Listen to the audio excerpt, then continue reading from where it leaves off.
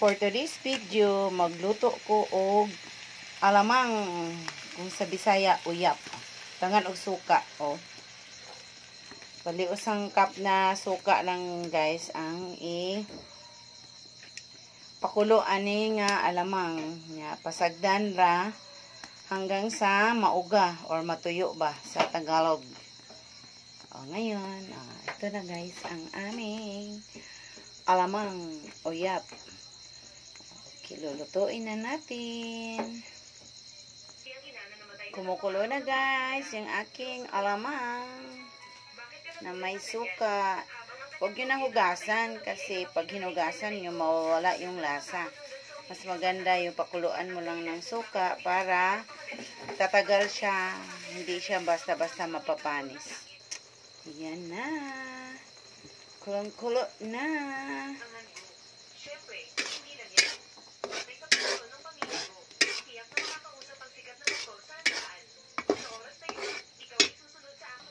Tapos maghahanda ako ng maraming bawang. Pipit-pitin natin ng pino guys. Natuyo na siya guys. Alisin na natin para magpakulo naman ako ng taba. Oh. Magpapakulo ako guys ng taba para lumambot. Para panghalo ko sa aking bagoong. Lalagyan ko siya ng konting tubig. Ayan na. Nilagyan ko lang siya ng konting tubig guys para lumambot lang siya.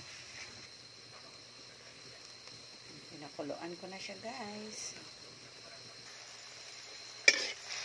Papakuluan natin guys ang taba hanggang sa matuyo yung sabaw.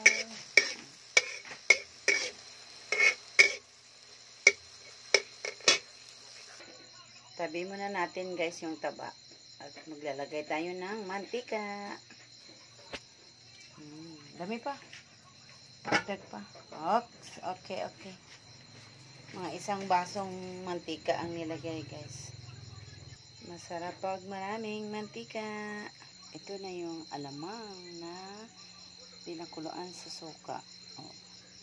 Ahos at saka siling espada.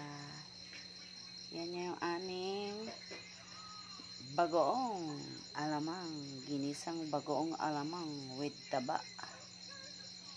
May taba siya, may taba.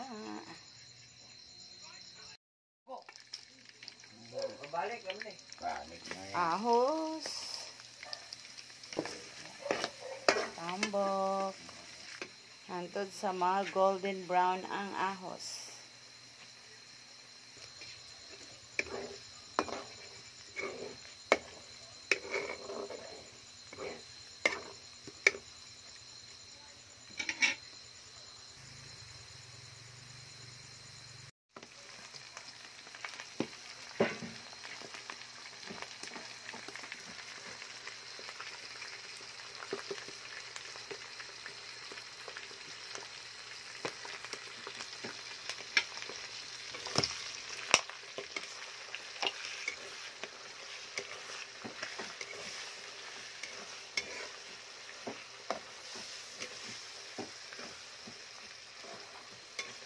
Ang ganda na ng alamang. Sarap na tingnan. Kutsarang asukal para hindi siya aalat ng gusto.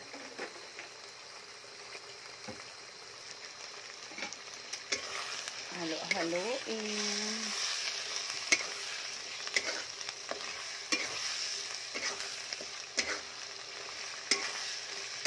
Mag-iba na yung kulay niya, luto na siya.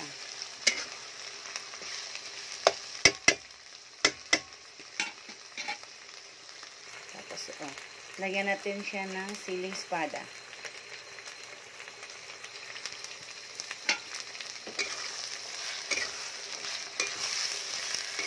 Wow, sarap na.